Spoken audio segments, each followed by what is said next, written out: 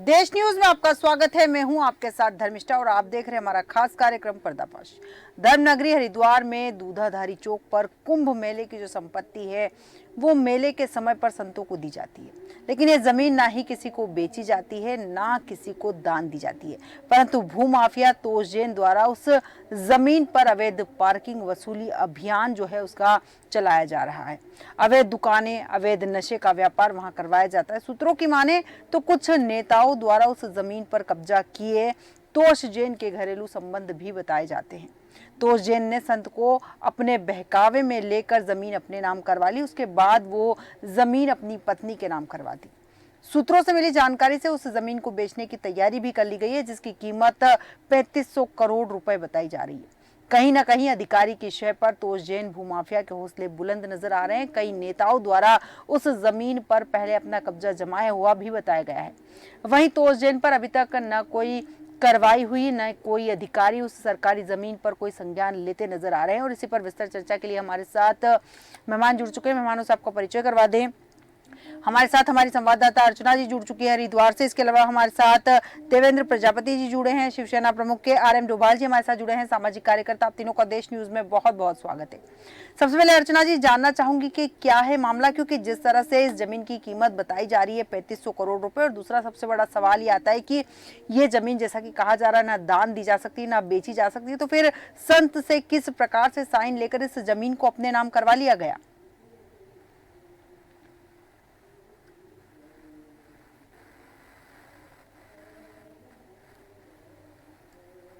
आपकी आवाज अर्चना जी हम तक नहीं पहुंच पा रही है। अर्चना जी आपकी आवाज हम तक नहीं पहुंच पा रही है। देवेंद्र जी आपके पास आऊंगी। जिस तरह से संतों की ये जो भूमि है, कुंभ के लिए प्रयोग की जाने वाली भूमि है, इसका दुरुपयोग किया जा रहा है, भूमाफिया के हौसले इतने बुलंद है, यहाँ पर सरकार क्या कर रही है और प्रशासनिक अधिकारी क्या कर रहे हैं? क्या उन्हें नजर नहीं आता कि भूमाफिया धीरे धीरे सरकारी जमीन पर कब्जा कर रहे हैं? जी, सबसे पहले आपको प्रणाम। बात आपकी बिल्कुल सही है। जिस तरीके से सरकार की जमीनों पे लोग बाग धीरे धीरे कब्जा करने का सोचते हैं और फिर उसके अंदर एक ऐसी भूमिका तैयार की जाती है कि उस जमीन को बंदर बांट कर दिया जाए, बांट दिया जाए, बेच दिया जाए। और सरकार यहाँ तक, जब तक उस जमीन बिक नहीं जाती तब तक सरकार आंख बंद करके बैठी रहती है। तो ये बड़ा सोचने का विषय है कि ऐसा क्यों हो रहा है। क्या सरकार के पास भी कुछ बनाए हुए लड्डू पहुंच रहे हैं?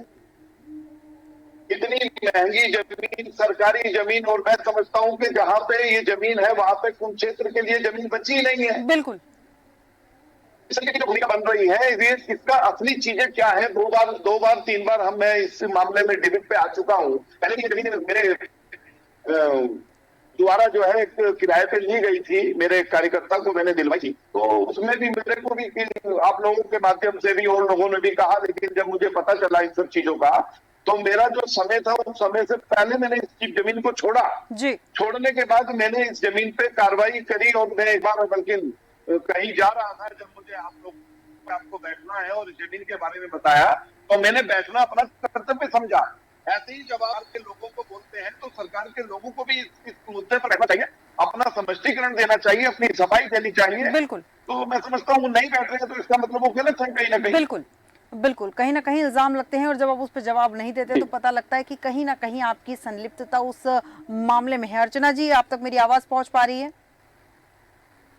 अर्चना जी जानना चाहूंगी, जिस तरह से 3500 करोड़ रुपए की बात यहाँ चल रही है, छोटी मोटी राशि नहीं है, सरकार क्या कर रही है यहाँ पर? क्योंकि अवैध पार्किंग हो रही है, वसूली हो रही है, जमीन पर कब्जा भी अवैध तरीके से किया गया है। तोष जैन के चाहे संबंध राजनीतिक हो, फर्क नहीं पड़ता, लेकिन सरकारी भूमि पर कब्जा करने का अधिकार उन्हें दिया किसने?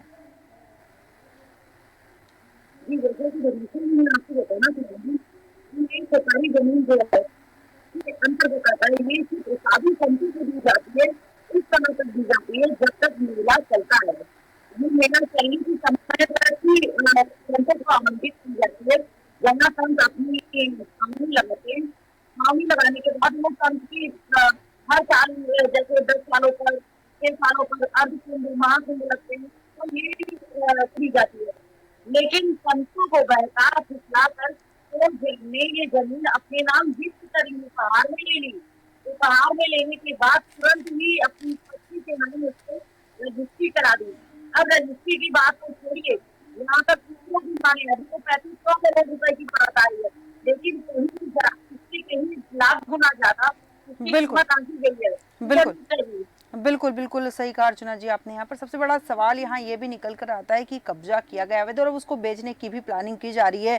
यहाँ पर RM डोभाल जी आपके पास आऊंगी। ये अवैध वसूली करने का या फिर अवैध कब्जा करने का जो खेल चल रहा है, आपको क्या लगता है सरकार को क्या नजर नहीं आता है, फिर जिम्मेदार अधिकारियों को नजर नहीं आता, या फिर इन लोगों के माफियाओं के हौसले इतने ज्यादा बुलंद हो गई कि नतमस्तक हो चुके हैं इनके आगे शासन और प्रशासन दोनों ही?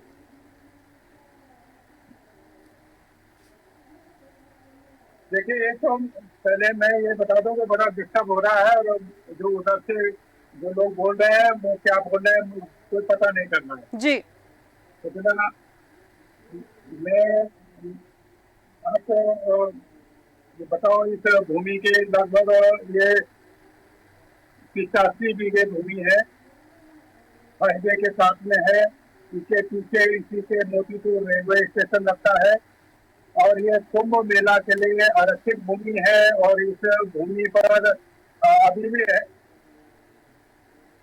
तो यहाँ पर स्वास्थ्य विभाग का कैंप लगता है, पुलिस थाना बनता है, यहाँ से गढ़वाल हिमाचल के लिए बस अड्डा बनता है जब कुंभ होता है और स्वास्थ्य शिविर लगते हैं, मतलब पूरे इसी जमीन पर। और इसमें कुंभ 2010 तक स्थिति ये थी कि 2010 के कुंभ निमटते ही इस भूमि को निपटाने का सिलसिला शुरू हुआ जी।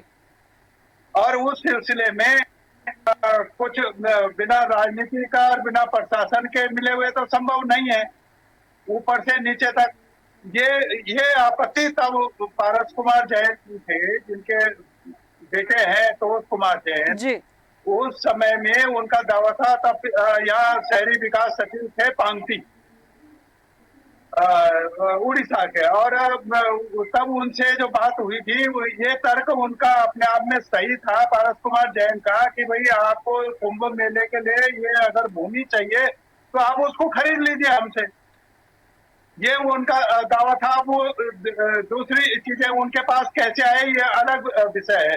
तो सरकार ने कहा कि इतना पैसा तो हमारे पास है नहीं है, वो किराया इसके चढ़ाते रहे कि कुंभ मेले के समय में इतना किराया होगा और वो किराया उसको पहले तो वो तो इन्होंने उठाया कि नहीं उठाया। अब इसमें जब विवाद हुआ, जब दूसरे सत्ता बदल गई और वो दूसरी सत्ता आ गई तो उसके सत्ता के जो लोग हरिद्वार में ही लोग हैं उनका काम यही। और तब जाके इसमें जब प्राधिकरण बोर्ड की बैठक हुई थी, शर्मा उसमें बोर्ड के अध्यक्ष थे, कमिश्नर थे गढ़वाल जी, और उनका बड़ा हंगामा वगैरह किया गया उस जमीन को लेके। तब तत्कालीन जो उपाध्यक्ष थे जीसी को कहते हैं हरिद्वार विकास प्राधिकरण, डॉक्टर रंजीत सिन्हा, उन्होंने फिर इस पर एक जांच की गई थी और ये 6 पृष्ठ की जांच रिपोर्ट है। इनको उन्होंने अपने जो बोर्ड के अध्यक्ष भी कोई है अपने कमिश्नर को, शहरी सचिव को, राजस्व सचिव को और डीएम जिलाधिकारी हरिद्वार को, ये अपनी जो जांच उन्होंने जांच कराई, जो प्राधिकरण का नायब तहसील जो रिटायर होते हैं वो ये लोग रहे, उन्होंने जांच करके ये इसका सारा रिकॉर्ड निकाला और उस पर ये कहा गया उनके अलग एक बड़ी रिपोर्ट है, मैं लास्ट में आपको बता दूं, बिंदु संख्या 53 रिपोर्ट में उन्होंने शासन के अवगत कराया है कि इस भूमि की विस्तृत जांच कराने की जरूरत है जी। और इसमें कुंभ मेला के उपयोग की भूमि को ये जो राजस्व विभाग और ये जो भू माफिया है ये लोग मिलकर इसको खुर्द-बुर्द कर रहे हैं। बिल्कुल। और ये मेले कुंभ मेले के लिए अत्यंत आवश्यक भूमि है। बिल्कुल बिल्कुल डोभाल जी, बहुत सही। आपके जो जहाज वगैरह उतरते हैं, हेलीकॉप्टर वगैरह, वो इसमें उतरते हैं। बिल्कुल। लेकिन ये इस रिपोर्ट का उसके बाद क्या हुआ, उन्होंने ये कहा ये शासन के कि बिना न्यायालय के आदेश के इस भूमि का उपयोग परिवर्तन नहीं किया था, लेकिन राजस्व विभाग ने और उनके पटवारियों ने ये इनसे भू माफियाओं से मिलके उसका वर्ग ये बदल दिया, वर्ग 10 की भूमि को 9 में करके, 7 में करके और उसकी खरोच फरोच का रास्ता एक बिल्कुल खोलने का काम किया। बिल्कुल तो ये डोभाल जी, कब यहाँ से पर चला रहा है, अब आपने इसको उठाया है। ठीक है, बिल्कुल सही कहा डोभाल जी आपने। कहीं ना कहीं 2010 से इसकी स्क्रिप्टिंग की जा रही थी और धीरे धीरे स्क्रिप्टिंग इतनी मजबूत कर दी गई कि कहीं ना कहीं राजस्व विभाग के, जैसा कि आपने जिक्र भी किया है, कि अधिकारियों की मिलीभगत के बिना इतनी बड़ी कार्रवाई नहीं हो सकती थी। न्यायालय के आदेश की भी अवहेलना की गई है। यहाँ पर देवेंद्र प्रजापति जी आपके पास आऊंगी। 2010 से स्क्रिप्टिंग की जा रही थी भूमि पर कब्जा करने की, न्यायालय के आदेश आ गए कि इस जमीन को खरीद फरोख्त नहीं कर सकते, बेच नहीं सकते, किसी को दे नहीं सकते क्योंकि ये कुंभ की भूमि है। उसके बावजूद राजस्व विभाग के अधिकारियों की मनमानी या साठगांठ के साथ भूमाफियाओं ने मिलकर पैसे का हेरफेर करके इस भूमि पर कब्जा कर लिया। अब प्रशासन, या तो ये कहीं ना कहीं देखा जाए तो न्यायालय की भी अवमानना की गई है यहाँ पर। तो बिल्कुल बिल्कुल सही बात है। और मैं आपको बताऊं कि आपके जो चैनल है, इस तरीके की जो चीजें आपका चैनल दिखाता है, ये सरकार को आपके चैनल में धन्यवाद देना चाहिए कि जहाँ से सरकार को जहाँ तक कोई चीज दिखाई नहीं देती है वहां तक देश न्यूज दिखा रहा है। और देश न्यूज जब किसी चीज को दिखा रहा है तो सरकार की जो यहाँ पे डीएम है, जो भी इसमें जो पदाधिकारी है, उनको आकर के उन सब चीजों की जांच करनी चाहिए। बिल्कुल हम लोग को नहीं, मेरे पास अभी थोड़े दिन पहले एक फोन आया कि नेमचंद सैनी करके कोई थे, उन्होंने मुझे कहा आरोप लगाने लगे, क्या आपने तो आपकी जब आपने कब्जा करा की जमीन आपकी है, मतलब सैनी देने की जमीन आज से 3 साल पहले की थी, वो भी मैंने अपने कार्यकर्ता को दिखाई थी। लेकिन जब इस जमीन का बेच की बात से पता चला कि ये जमीन जो है आपको देख के आपने जो हमारा समय था खरीदने का बिल्कुल गवर्नमेंट को अपना स्पष्टीकरण दिया, पंचायत के उन्होंने मुख्यमंत्री प्रोग्राम कराया और यहाँ पे अखबार दिया क्या आज इस बात के लिए अगर मैं मौजूद तो क्या 25 दिन हो गए, उन्होंने शिकायत करी, जिसमें कहीं शिकायत कर रहा हूँ, मैंने कहा करेंगे जो शिकायत करेंगे, जो दोषी कार्रवाई होनी चाहिए, इसकी जांच होनी चाहिए और वो खरबों रुपए का मामला है, इन्होंने जांच करी और 25 दिन के अंदर मुझे ऐसा लगता है कि 1.5 साल को इतना समय नहीं है। और आज कोई अधिकारियों के पास इतना बढ़िया बातें हैं कि जो है चुनाव चल रहे हैं, हम चुनाव में लगे हैं। अगर चुनाव चल रहे हैं, हम चुनाव में लगे हुए हैं, तो क्या चुनाव की आड़ में बिल्कुल और वो सरकारी जमीन की बंदरबांट हो जाएगी क्या? बिल्कुल ऐसा नहीं होना चाहिए। बिल्कुल बहुत अच्छी बात कही आपने यहाँ पर कि सभी लोग चुनाव में लगे हैं। इसका मतलब ये नहीं होता कि केवल चुनाव पे ध्यान दिया जाए, सारी चीजों पर ध्यान देना जरूरी है यहाँ पर। अगर मात्र चुनाव में लगे रहेंगे तो इस तरह सारी सरकारी जमीन पर भूमाफिया कब्जा कर लेंगे और फिर आम जनता यहाँ त्रस्त और परेशान होती हुई नजर आएगी। यहाँ पर अर्चना जी आपके पास आऊंगी। इस मामले में जिम्मेदार अधिकारी, क्योंकि 3500 करोड़ रुपए की बात है, सरकार को आपको नहीं लगता है कि अब संज्ञान लेना चाहिए इस मामले में?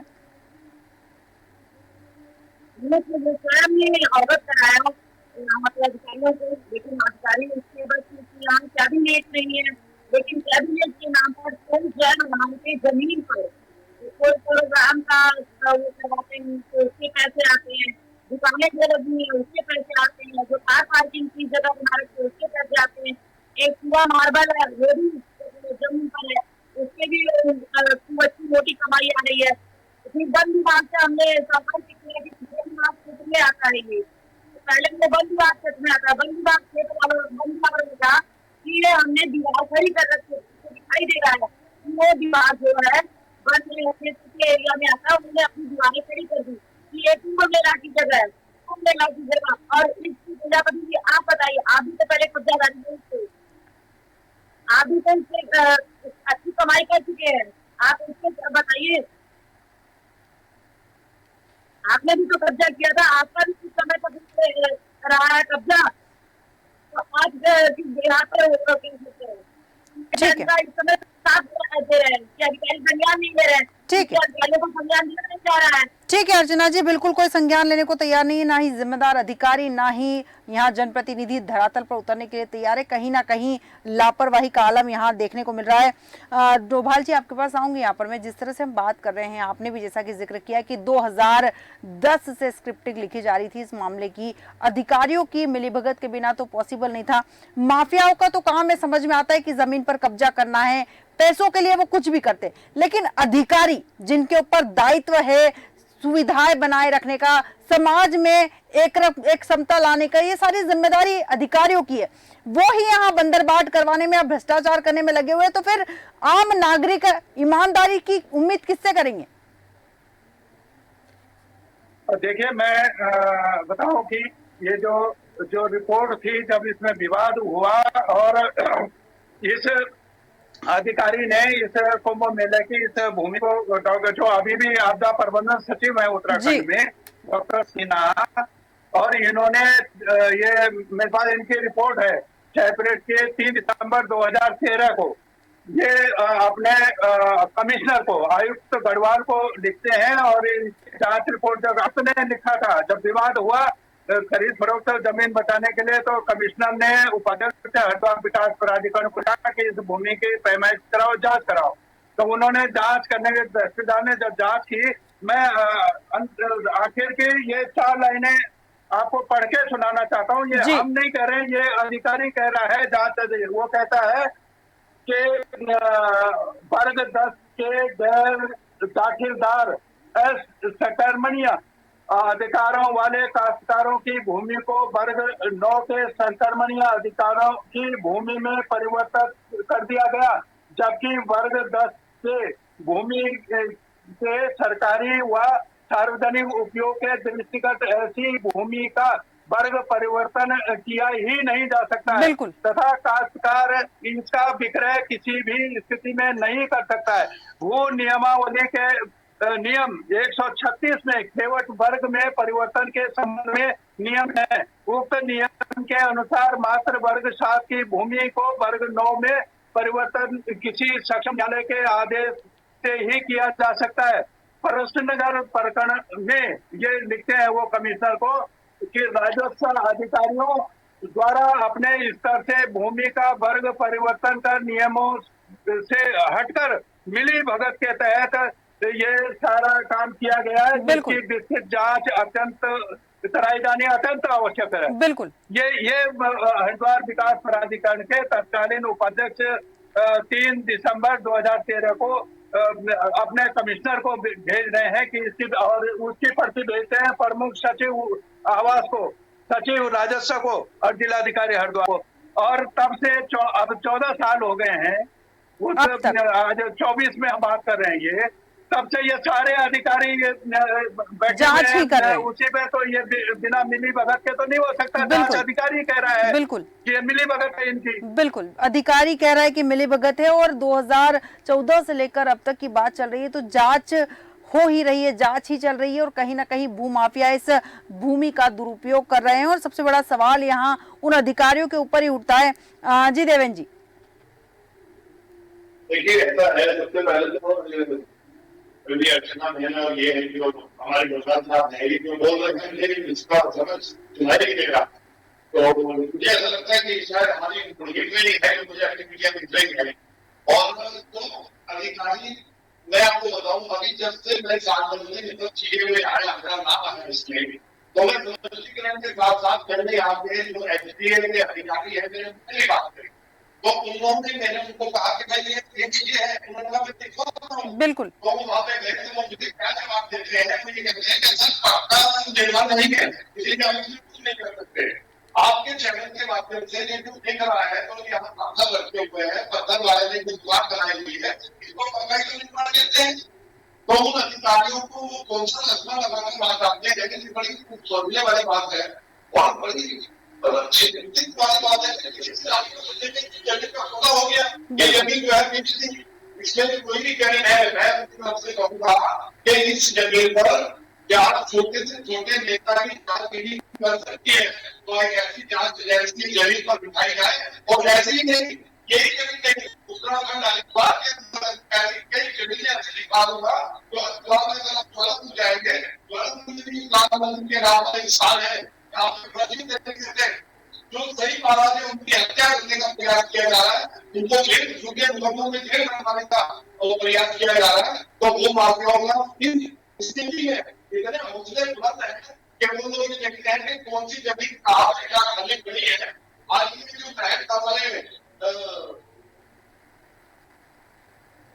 ये जो हमारे महल थे इन महलों में कभी गिफ्ट दी है, गिफ्ट देने का इनका क्या उद्देश्य रहा होगा? क्योंकि जो गिफ्ट दी जाती है, अगर गिफ्ट दी गई है तो गिफ्ट देने वाले ने उस जमीन अपनी पत्नी के नाम कैसे रजिस्ट्री करा, बिल्कुल रजिस्ट्री कराने का गिफ्ट क्या है, गिफ्ट देने का गिफ्ट क्या है? इससे बहुत सारे जांच के ऐसे क्यों करेंगे, हम लोगों को की जांच करनी पड़ेगी। और देवेंद्र प्रजापति देश युद्ध के साथ ही त्वरित है, संपूर्ण रूप से है ना, मैं प्रयास करता हूँ कि आप जब भी इस मामले में मुझे बढ़ाते हैं दिलाते हैं, मैं अपना पक्ष रखने का प्रयास करता हूँ और आगे भी रखूंगा।